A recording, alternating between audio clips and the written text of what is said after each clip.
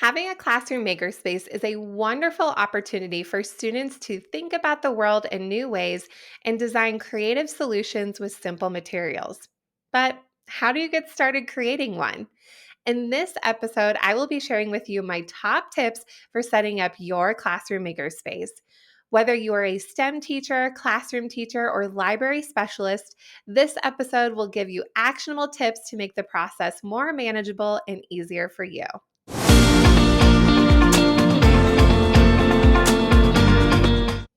I am so excited to talk about this topic today, setting up your makerspace. And I have to be honest, this has taken a lot of trial and error in my own classroom to figure out systems and routines that worked for all grade levels K through 5.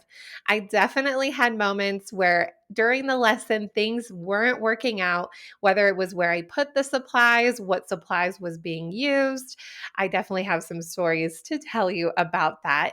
So, these are my tips and tricks to help you get started right away so you can have a great foundation in your own classroom and not have to go through all of the mistakes that I made.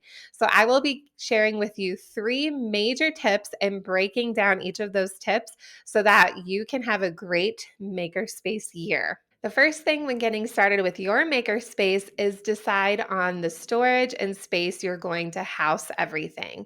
Now, this is definitely up to you and a case by case situation. All classrooms are different. I was very lucky, and when I got my brand new job, I was gifted a brand new classroom. I just felt like I had won the lottery, but I know that's not the case for everybody. Some people may prefer having one designated small location where that's all the makerspace applies. Some might have materials spread out along the room.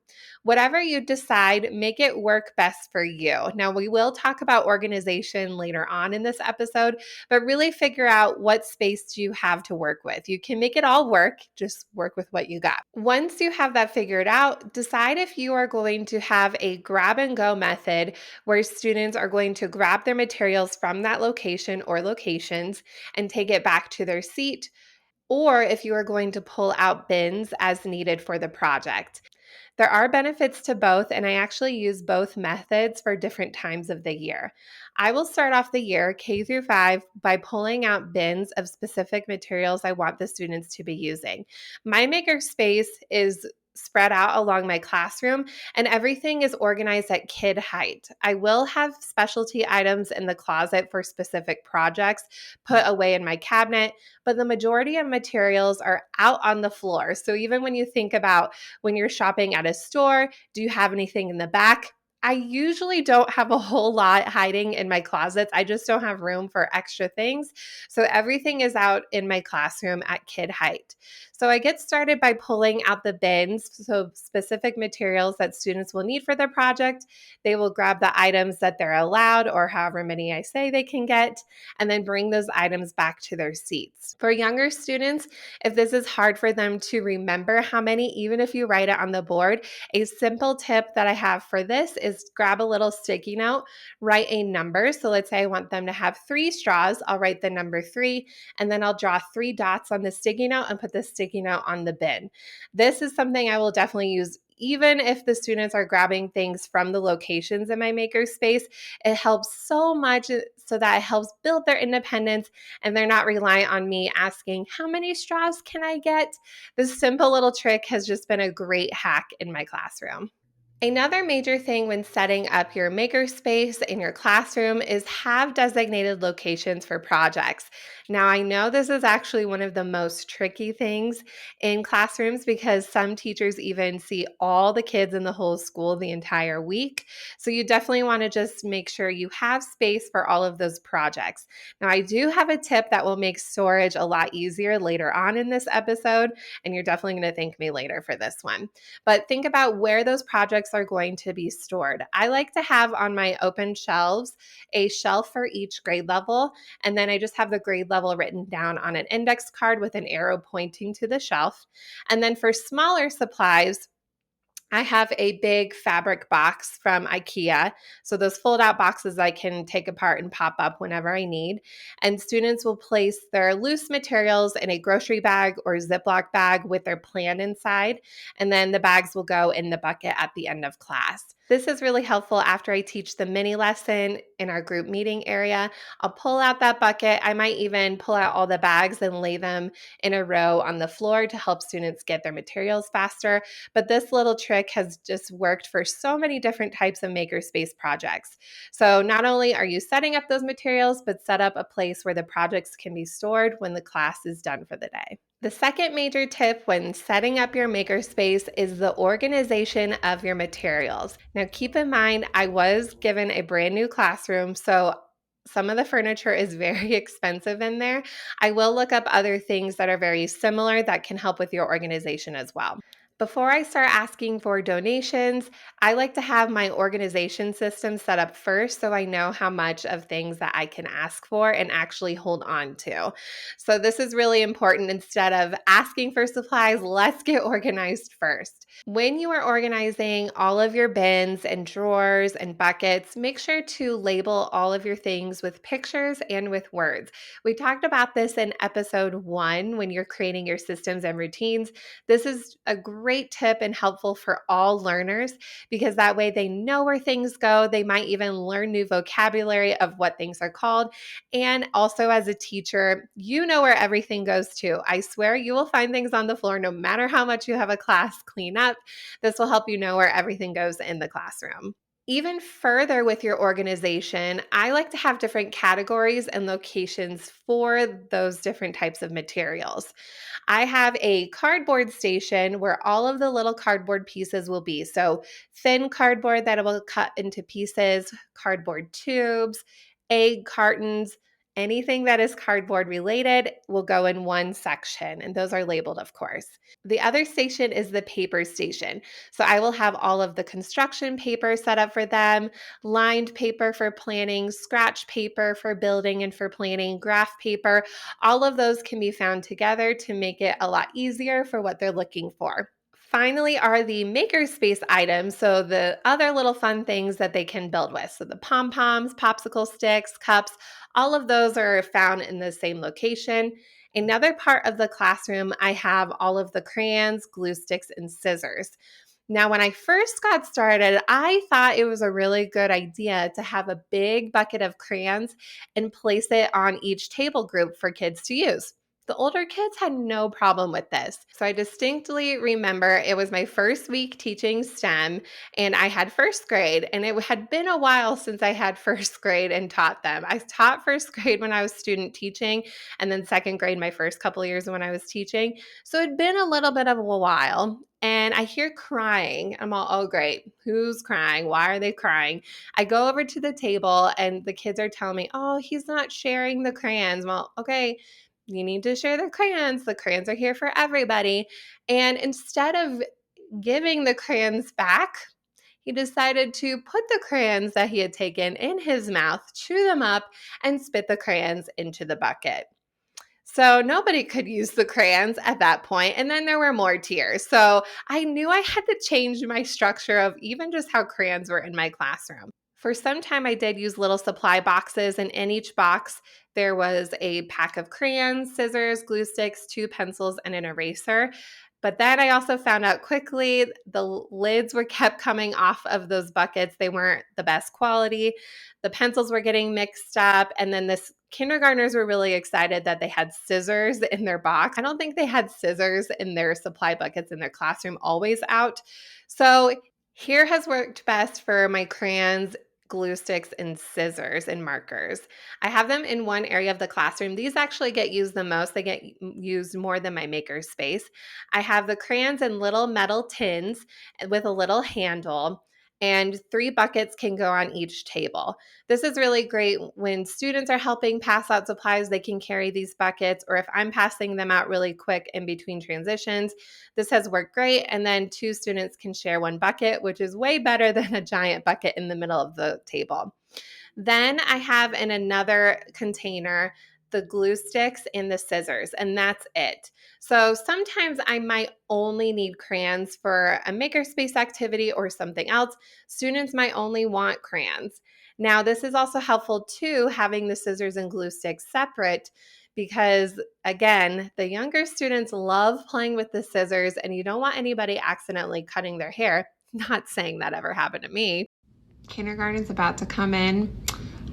We found some more hair yesterday from after the kindergarten class. Second grade was like, there's big chunks of hair on the floor.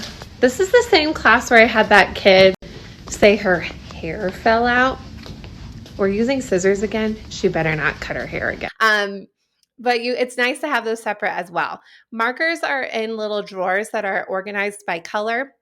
If students want to use markers for a project, they can go grab the colors that they need. And then on each of the tables in the classroom, I keep this out year round, are metal buckets with 2 big erasers and then sharpened pencils for all the kids to use whenever they want. So those simple materials are really easy to grab whenever needed. Finally, when setting up your makerspace after you have figured out the space, you have everything ready to be organized, you're ready to collect items. Now, in episode 3, we talked more about how to get creative when gathering supplies. So if you haven't checked it out, go check out episode 3. There's some tips and tricks to help you be creative when collecting supplies.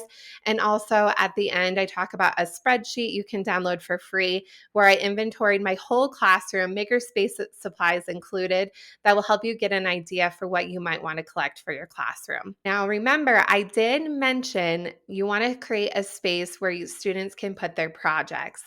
This, if you don't get anything else from this episode, this is something I want you to remember. Small items make small projects. They take less time to build. They take up less storage space. They take up less use of materials. On the flip side, big items make big projects. They take longer to build, they make bigger groups, and they use more items to build. So think about tape, and you know how I feel about tape. I learned this the hard way. I let students create whatever size project they wanted. I didn't have room for anything. I ran out of supplies so fast that I didn't even have enough for the same classes in one day. When I shifted my mindset to where, projects can be smaller and be a prototype and accomplish the same task. It's okay. It really changed how materials were being used in my classroom. When I'm asking for donations, I actually don't ask for large pieces of cardboard, big milk jugs, water bottles. I don't have room to store that. They're awesome to build with. However, in my classroom space, I don't have room for that. I really aim for smaller items that can easily be stored and I can get a lot of it. And again, I have those smaller projects and I have more room to store them. If you're thinking about a size, what is a good size? Think about a large gallon-size Ziploc bag. I try to aim students, if possible, if it makes sense, to create something that could fit in that bag. Now, there are some exceptions to some of the projects, but we're not making ginormous things that have nowhere to go in the classroom. Creating a donation letter can be very helpful. Instead of sending a mass email out to families, maybe you could think about sending that donation letter to one grade level a month, and you can build connections with those families. So each month could be a different grade level. In turn, if you have a specific project that you are going to do with a grade level, you could send out a donation letter to that grade level and very specific items that are specific to that project. You probably will get a better response with a smaller group in that way, and then you can really target what you need for the project. Also, for specialty items, sometimes I'll just send out a staff email and see if anybody has it at home. So for example, I needed bubble wrap for a project, sent out an email, and the next day, all these people brought in bubble wrap for me. I might even ask students in the class during a project for items. So I needed more grocery bags to store our supplies. I didn't have a lot at home. I really try to use reusable bags. Not perfect, but I really tried. We ran out of grocery bags in our classroom. I told the kids and I said, hey, whoever brings in grocery bags tomorrow, I'll give you some Makerspace money that you can spend on your project. Now, if you're wondering what Makerspace money is, we're going to talk about that in a future episode. So hold your horses. That is a whole thing that we will dive into. So there's a lot of creative ways that you can gather materials and donations and easily get things for your classroom. Also have a few places for dropping off materials. In my building, I have a box by my classroom and in the front of the building, and I would love to add another box in the teacher's lounge. So just really great high traffic areas where students and families can drop things off that can be used in my room. Another way to gather supplies in your classroom is to have students deconstruct. Now, some students are obsessed about taking things home, which is awesome. Some kids really don't care. They loved the building process, but they don't have a desire to take it home. So, after they take a picture in Flipgrid or Seesaw or any other platform that you're thinking of, students can take apart their projects and then put away the supplies that can be reused for other projects.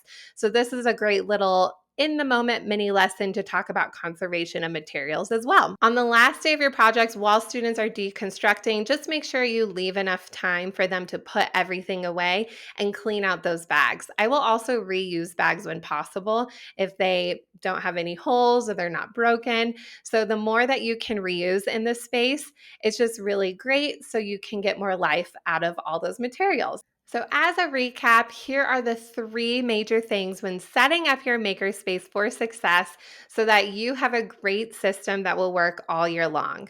First is to set up that space and storage and where everything is going to go. Set up an organization system for all those different types of materials.